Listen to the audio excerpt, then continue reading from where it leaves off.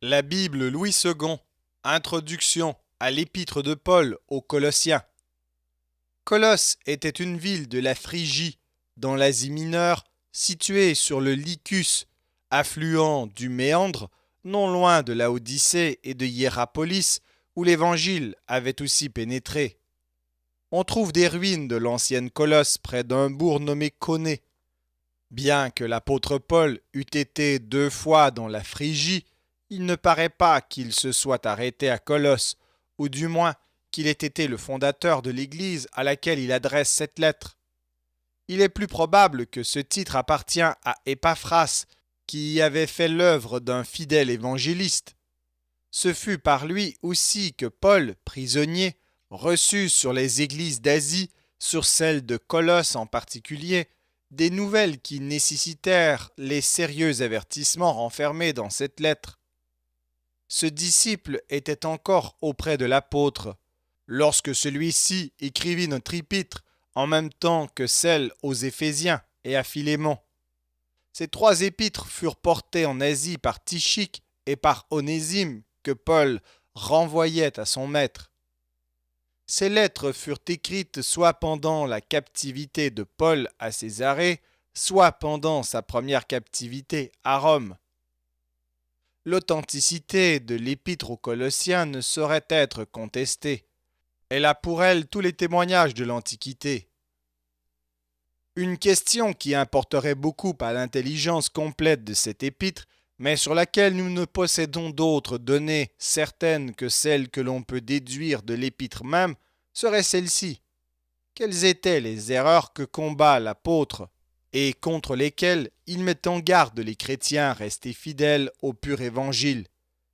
Laissant de côté toutes les hypothèses qu'on a hasardées sur cette question, nous nous en tiendrons aux indications suivantes qui ressortent assez naturellement des paroles mêmes de l'apôtre. L'église de Colosse, composée en grande partie de païens convertis, était dans un état spirituel dont l'apôtre pouvait se réjouir, mais elle se trouvait menacée, comme les autres églises d'Asie, par l'intrusion de fausses doctrines. Ceux qui propageaient ces erreurs n'étaient pas des philosophes juifs restés étrangers au christianisme, ainsi que plusieurs l'ont admis, car, dans ce cas, ils auraient été peu dangereux pour les églises, et l'apôtre se serait à peine occupé d'eux. C'étaient plutôt des chrétiens judaïsants, encore attachés à leurs traditions et aux rudiments du monde, à l'observation de préceptes concernant les aliments, les sabbats, les fêtes, la circoncision. L'apôtre leur oppose l'affranchissement de ces préceptes par la mort de Christ. Mais il ne faudrait pas confondre ces faux docteurs avec ceux dont l'apôtre combat les tendances pharisaïques et légales dans l'épître aux Galates. Il a en vue des hommes qui, trouvant l'évangile trop simple et trop humiliant pour leurs orgueilleuses spéculations, bâtissaient sur leur tradition un système de théosophie mystique et ascétique qu'ils décoraient du nom de philosophie. Ils portaient leurs spéculations sur le monde des esprits, ainsi que toutes les sectes postérieures qui formèrent le gnosticisme. Ils concevaient Dieu comme absolument séparé du monde, ne pouvant entrer en rapport avec lui que par des êtres intermédiaires, et ils en avaient déduit comme conséquence pratique une sorte de culte rendu aux anges, auquel ils attribuaient une grande puissance, peut-être même la création du monde, tandis que Christ n'était à leurs yeux que la première de ces créatures. De là, le soin que prend l'apôtre d'établir la vraie doctrine relative à Christ, le Fils de Dieu, par qui ont été créées toutes choses, dans lequel habite toute la plénitude de la divinité, et en qui tout a été réconcilié avec Dieu. Enfin, voyant dans la matière, dans le corps, la source du péché, il s'exerçait par des privations et des macérations à atteindre une fausse spiritualité, qui à leurs yeux était la sanctification. Paul oppose à tout cela l'œuvre parfaite de Christ, sa mort, sa résurrection, par lesquelles il a assuré à tout notre être une entière victoire sur le péché et la mort. L'apôtre estimait que ces erreurs exposaient les fidèles au danger d'être ébranlés dans leur foi, de ne pas marcher simplement en Christ tel qu'il l'avait appris, d'être séduits, enfin, par ceux qui, tout en faisant profession de christianisme, ne retenaient pas le chef. Aussi l'épître aux Colossiens est-elle principalement dirigée contre ces erreurs qui ont depuis longtemps disparu, tandis que la parole de vérité qui les dissipa nous est restée intacte. Cette parole exerce encore sa puissance pour démolir et pour rebâtir, car si les formes de l'erreur changent, l'essence en reste la même dans tous les âges de l'Église, parce qu'elle renaît sans cesse du cœur où règne le péché. Elle a donc toujours besoin de la réfutation par la parole de Dieu. Le point central de l'erreur qui menaçait de séduire les Colossiens consistait à chercher la sagesse et la sainteté hors de Christ, dans les spéculations et les imaginations de son propre esprit, dans des œuvres légales des mortifications. Avec ces tendances, de quelque forme qu'elles se revêtent, grandit toujours la plante vénéneuse de la présomption dans des cœurs enflés d'orgueil. Cette parole de l'apôtre sera donc de tous les temps, et particulièrement du nôtre, où abonde la propre sagesse. En Christ sont cachés tous les trésors de la sagesse et de la science. Quiconque se pénètre de cette profonde vérité y gagnera en même temps le plus précieux trésor, l'humilité, qui ne se rencontre jamais avec la prétendue sagesse des hommes. Le but qu'avait l'apôtre en écrivant cette lettre se trouve naturellement indiqué par les données qui précèdent. Selon sa coutume, il procède en exposant d'abord la doctrine qui ici devait servir à détruire l'erreur, puis il adresse à ses lecteurs des exhortations relatives à la vie chrétienne. Il y a donc dans cet écrit deux parties assez distinctes, l'une dogmatique, l'autre morale. La première partie, chapitres 1 et 2. Au chapitre 1, Salutations apostoliques, versets 1 et 2. Action de grâce à Dieu pour la foi et la charité des chrétiens de Colosse, versets 3 à 8. Prière pour leur avancement spirituel, versets 9 à 12. Afin de préparer ses lecteurs aux avertissements qui vont suivre, Paul rappelle la rédemption accomplie en Christ, la divinité souveraine du Sauveur, en qui ils ont trouvé la réconciliation avec Dieu, pourvu qu'ils demeurent fermes dans leur foi. Versets 13 à 23. L'apôtre se réjouit de souffrir pour l'Évangile, ayant été établi de Dieu comme dispensateur du mystère de la réconciliation, seul capable de rendre tout homme accompli en Jésus-Christ. Les versets 24 à 29. Son ardent désir, le sujet de ses combats, même pour ceux qu'il ne connaît pas personnellement, c'est qu'ils croissent dans la pleine connaissance de ce consolant mystère qui renferme tous les trésors de la sagesse et de la science. Chapitre 2, versets 1 à 3. L'apôtre aborde directement les erreurs qu'il a en vue, que nul ne vous séduise par de vains raisonnements ou par une fausse philosophie, puisque toute vérité a été pleinement révélée et toute rédemption pleinement accomplie en Christ. Les versets 4 à 15. Que personne ne vous asservisse en vous prêchant une légalité contraire à la liberté chrétienne, une fausse spiritualité, qui serait un reniement du chef et une sainteté imaginaire qui consisterait à mortifier le corps en laissant subsister l'orgueil. Les versets 16 à 23. Ensuite, la seconde partie, les chapitres 3 et 4. Supposant que ces lecteurs sont ressuscités avec Christ, Paul les exhorte à marcher avec lui dans une vie nouvelle, spirituelle, à avancer dans l'œuvre de la régénération, à pratiquer la charité et le support mutuel, à employer les moyens de grâce pour l'édification commune, enfin à faire toutes choses au nom du Seigneur et avec reconnaissance envers Dieu. Chapitre 3, versets 1 à 17. En traitant ensuite dans le cercle le plus intime de la vie de famille, l'apôtre retrace aux époux chrétiens, aux enfants et aux parents, aux serviteurs et aux maîtres leurs obligations réciproques. Chapitre 3, verset 18 jusqu'au chapitre 4, verset 1.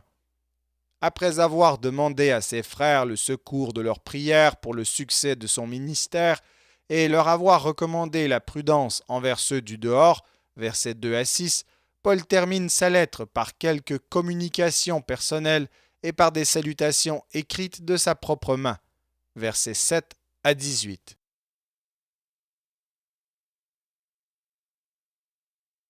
Épître de Paul aux Colossiens, chapitre 1.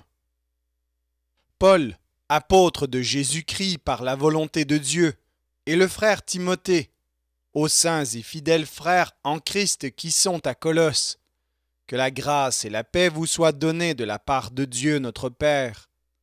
Nous rendons grâce à Dieu, le Père de notre Seigneur Jésus-Christ, et nous ne cessons de prier pour vous, ayant été informés de votre foi en Jésus-Christ et de votre charité pour tous les saints, à cause de l'espérance qui vous est réservée dans les cieux, et que la parole de la vérité, la parole de l'Évangile vous a précédemment fait connaître. Il est au milieu de vous, et dans le monde entier. Il porte des fruits, il va grandissant, comme c'est aussi le cas parmi vous depuis le jour où vous avez entendu et connu la grâce de Dieu conformément à la vérité, d'après les instructions que vous avez reçues d'Épaphras, notre bien-aimé compagnon de service, qui est pour vous un fidèle ministre de Christ, et qui nous a appris de quelle charité l'Esprit vous anime. C'est pour cela que nous aussi, depuis le jour où nous en avons été informés, nous ne cessons de prier Dieu pour vous, et de demander que vous soyez remplis de la connaissance de sa volonté, en toute sagesse et intelligence spirituelle, pour marcher d'une manière digne du Seigneur et lui être entièrement agréable, portant des fruits en toutes sortes de bonnes œuvres, et croissant par la connaissance de Dieu, fortifiés à tous égards par sa puissance glorieuse, en sorte que vous soyez toujours et avec joie persévérants et patients. Rendez grâce au Père qui vous a rendu capable d'avoir part à l'héritage des saints dans la lumière, qui nous a délivrés de la puissance des ténèbres et nous a transportés dans le royaume du Fils de son amour, en qui nous avons la rédemption, la rémission des péchés. Il est l'image du Dieu invisible, le premier-né de toute la création, car en lui ont été créées toutes les choses qui sont dans les cieux et sur la terre, les visibles et les invisibles, trône, dignité, domination, autorité. Tout a été créé par lui et pour lui. Il est avant toute chose, et toute chose subsiste en lui. Il est la tête du corps de l'Église. Il est le commencement, le premier-né d'entre les morts, afin d'être en tout le premier. Car Dieu a voulu que toute plénitude habitât en lui. Il a voulu par lui réconcilier tout avec lui-même, tant ce qui est sur la terre que ce qui est dans les cieux, en faisant la paix par lui par le sang de sa croix. Et vous, qui étiez autrefois étrangers et ennemis par vos pensées, par vos mauvaises œuvres, il vous a maintenant réconciliés par sa mort dans le corps de sa chair, pour vous faire paraître devant lui saints, irrépréhensibles et sans reproche, si du moins vous demeurez fondés et inébranlables dans la foi, sans vous détourner de l'espérance de l'Évangile que vous avez entendu, qui a été prêché à toute créature sous le ciel, et dont moi, Paul, j'ai été fait ministre. Je me réjouis maintenant dans mes souffrances pour vous, et ce qui manque aux souffrances de Christ, je l'achève en ma chair pour son corps, qui est l'Église. C'est d'elle que j'ai été fait ministre selon la charge que Dieu m'a donnée auprès de vous, afin que j'annonçasse pleinement la parole de Dieu, le mystère caché de tout temps et dans tous les âges, mais révélé maintenant à ses saints, à qui Dieu a voulu faire connaître quelle est la glorieuse richesse de ce mystère parmi les païens, savoir Christ en vous, l'espérance de la gloire. C'est lui que nous annonçons, exhortant tout homme et instruisant tout homme en toute sagesse, afin de présenter à Dieu tout homme devenu parfait en Christ. C'est à quoi je travaille en combattant avec sa force qui agit puissamment en moi.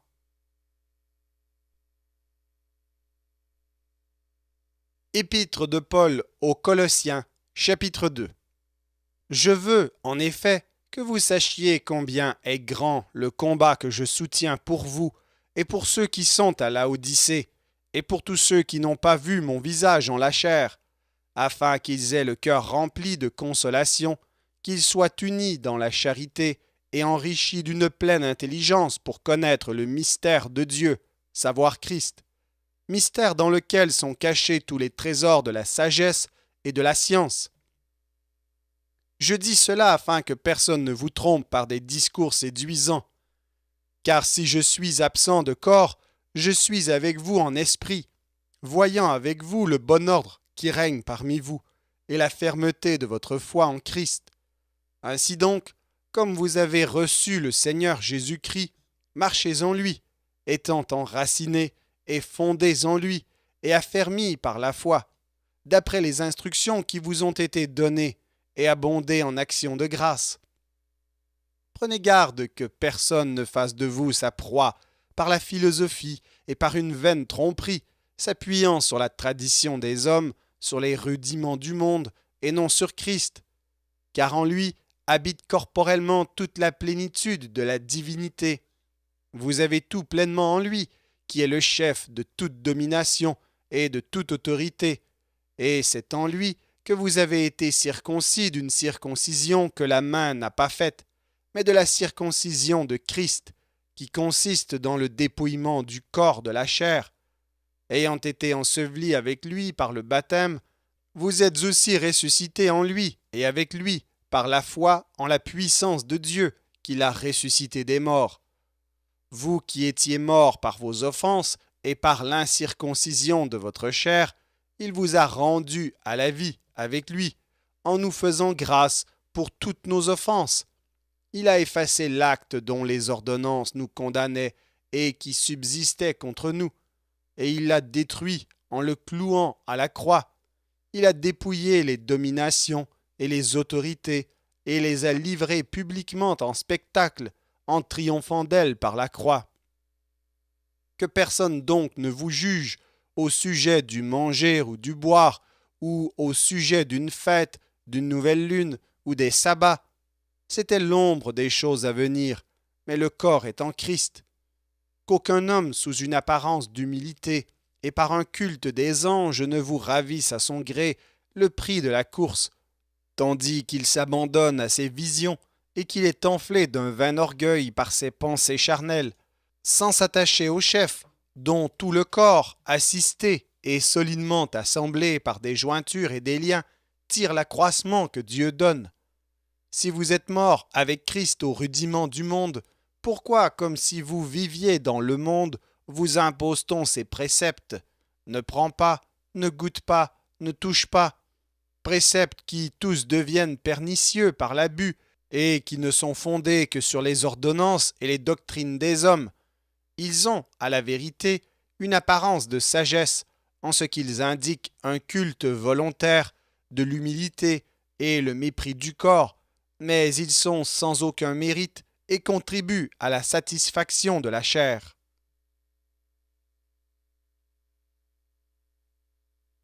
Épître de Paul aux Colossiens, chapitre 3.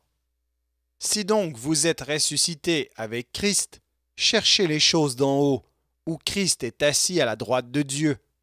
Affectionnez-vous aux choses d'en haut, et non à celles qui sont sur la terre. Car vous êtes morts, et votre vie est cachée avec Christ en Dieu. Quand Christ, votre vie, paraîtra, alors vous paraîtrez aussi avec lui dans la gloire.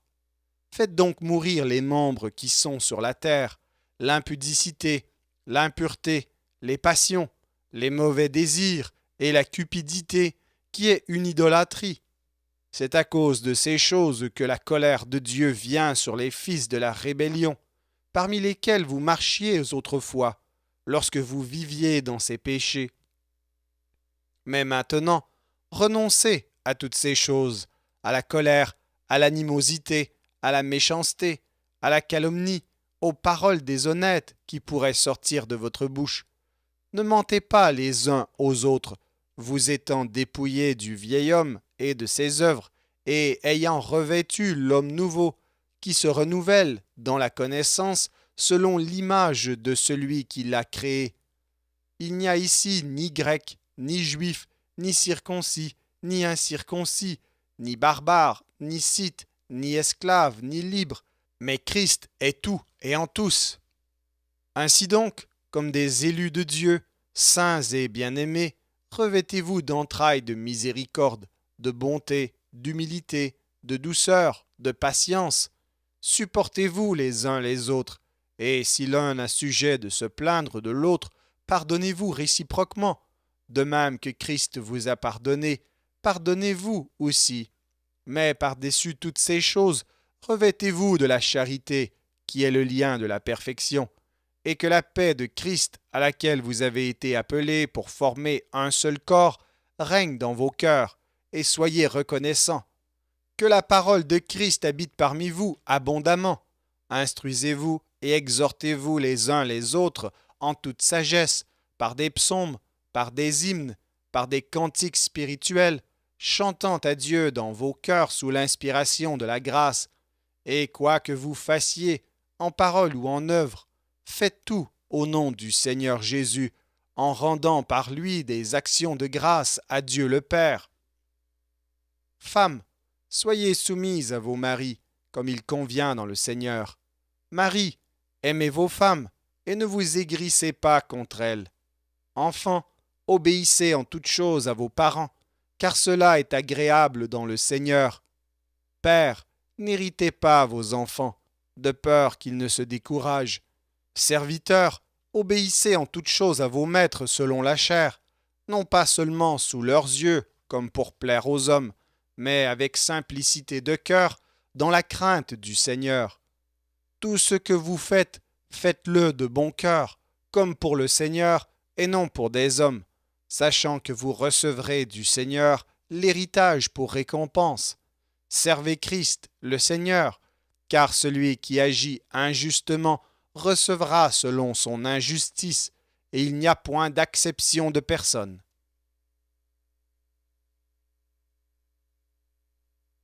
Épître de Paul aux Colossiens, chapitre 4. Maîtres, accordez à vos serviteurs ce qui est juste et équitable, sachant que vous aussi vous avez un Maître dans le ciel. Persévérez dans la prière, veillez-y avec action de grâce, priez en même temps pour nous, afin que Dieu nous ouvre une porte pour la parole, en sorte que je puisse annoncer le mystère de Christ pour lequel je suis dans les chaînes, et le faire connaître comme je dois en parler. Conduisez-vous avec sagesse envers ceux du dehors, et rachetez le temps. Que votre parole soit toujours accompagnée de grâce, assaisonnée de sel, afin que vous sachiez comment il faut répondre à chacun. Tychik, le bien-aimé frère, et le fidèle ministre, mon compagnon de service dans le Seigneur, vous communiquera tout ce qui me concerne. Je l'envoie exprès vers vous pour que vous connaissiez notre situation et pour qu'il console vos cœurs.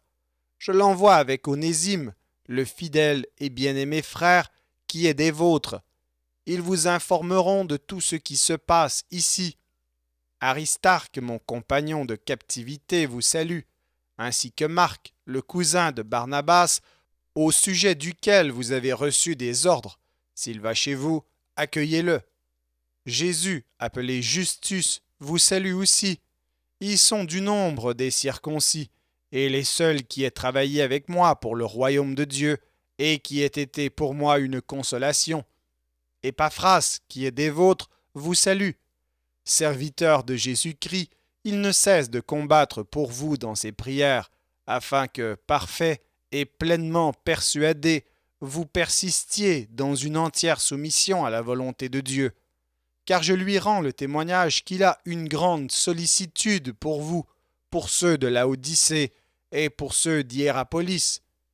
Luc, le médecin bien-aimé, vous salue, ainsi que Démas.